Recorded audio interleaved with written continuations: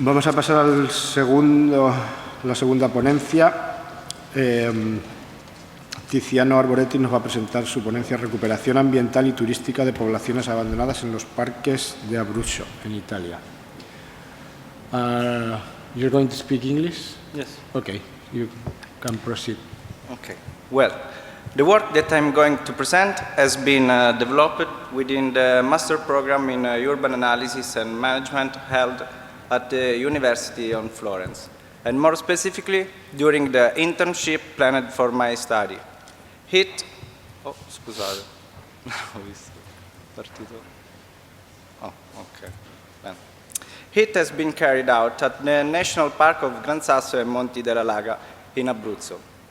The work is based on the one hand on my personal interest, like the passion for hiking and for the abandoned villages, and the other on the topics discussed during the master, and in particular local marketing. Prerequisite for the realization of this project has been the course of gvSIG held by Giuliano Ramat and Maurizio Fodera, that I like to thank for their willingness and patience to answer my many questions. Well, upon entering now on the merits of the work, the project involves the construction of a hiking trail linking several abandoned villages, which are part of the province of Teramo, in the area of the National Park of Gran Sasso and Monti della Laga. The park covers the territory of 3 regions, Abruzzo, Lazio, and Marche, and 5 provinces, L'Aquila, Pescara, Rieti, Ascoli, and Teramo. The research focuses on 3 districts belonging to the province of Teramo, Rocca Santa Maria, the pink one, Torricella Sicura, the blue one, and Valle Castellana, the green one in the picture, within which are located 25 or 37 abandoned villages inside the province. So, next step, geographical location. These districts extend between the mountain range of the Monti Gemelli on the right of the image and the northwest alignment of the chain of the Laga on the left. The site is characterized by narrow and deep valleys, produced by erosion of the waterways of the substrate marl and sandstone, typical of the formation of the Laga.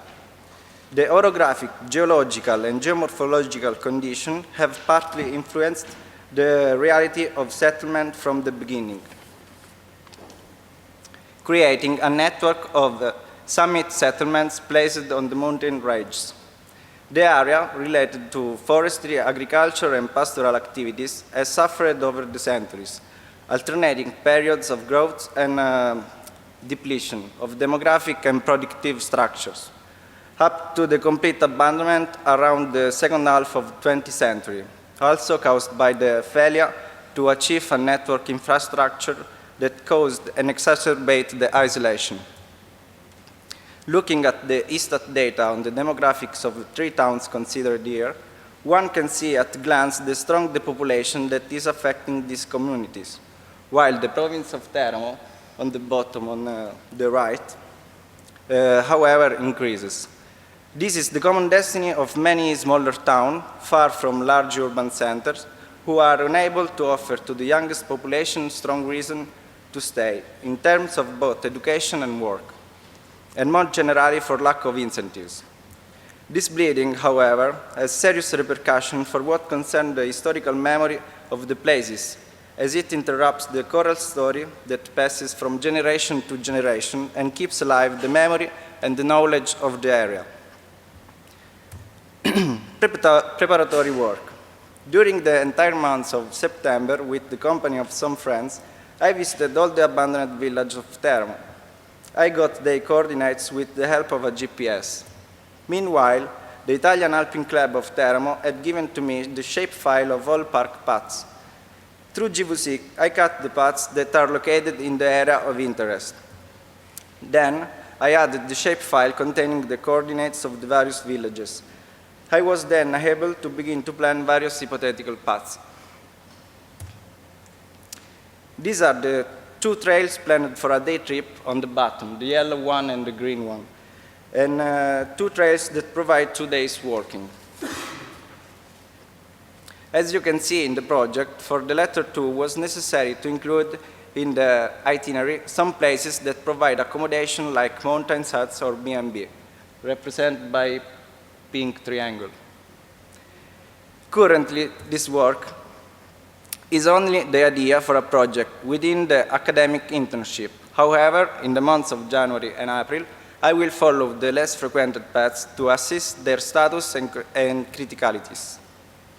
In January, in fact, the absence of low vegetation will better highlight the paths, and get back there in April will allow to mark the most critical points where the paths tend to disappear. The high cost for the paths refurbishment and maintenance are justified only if there is an economic return for the local population and for the park's economy, as a result of effective use of the path. The project is inspired by the principle of sustainable tourism, expressed in the European Charter for Sustainable Tourism in Protected Area. Some Italian parks have already become part of the Charter, and also the National Park of Gran Sasso and Monte della Laga has started the procedure to subscribe it. This project aims to be a small contribution in achieving this great aim, which was also the reason why I decided to carry out my internship by this institution. Looking now to the many principles of this chart, we can see that for first, it is important to prepare and implement a strategy for sustainable tourism through various objectives for the development and management of tourism. These include preservation and enhancement of the environment and heritage, the economic and social development, the conservation and improvement of the quality of life of local residents, through even their direct participation. Second, protect and enhance the natural and cultural heritage of the area for and through tourism, but protect it from possible damage caused by an excessive tourism development. Third, provide all visitors a high-quality experience under all aspects. Fourth, encourage the promotion of specific local products which enable the discovery and the knowledge of the area. Tourism could be so an opportunity for development, and the elements on which it is necessary to focus the activities of acquisition of new arrivals are manifold. The extension of period of usability, the incentive proposal tied to nature and environmental education, the creation and strengthening of structures based on small businesses. To satisfy the growing need of total immersion in nature, fully enjoying the territory, this project aims to improve two offers and ensuring integration of tourism with natural, cultural, and economic and social environment. Considering the development needs of the area, it becomes clear that tourism could be a powerful incentive, and that the effects of a touristic flow would have a positive impact both on the local economy and on the environment. Tourism demand in recent years is becoming more and more complex. The new trend can be explained as opportunity for the development of hinterland villages. Growing sectors are enogastronomic tourism, outdoor tourism, rural and cultural tourism. It's clear that the need to pursue the revitalization of the marginal areas of the province can happen only through a reorganization of the tourism offer, accompanied by a redefinition of the marketing strategies. An area that has its strength in the natural heritage of great importance and the widespread distribution of historical sites can only confirm the natural vocation of the area for nature and rural tourism. Thank you.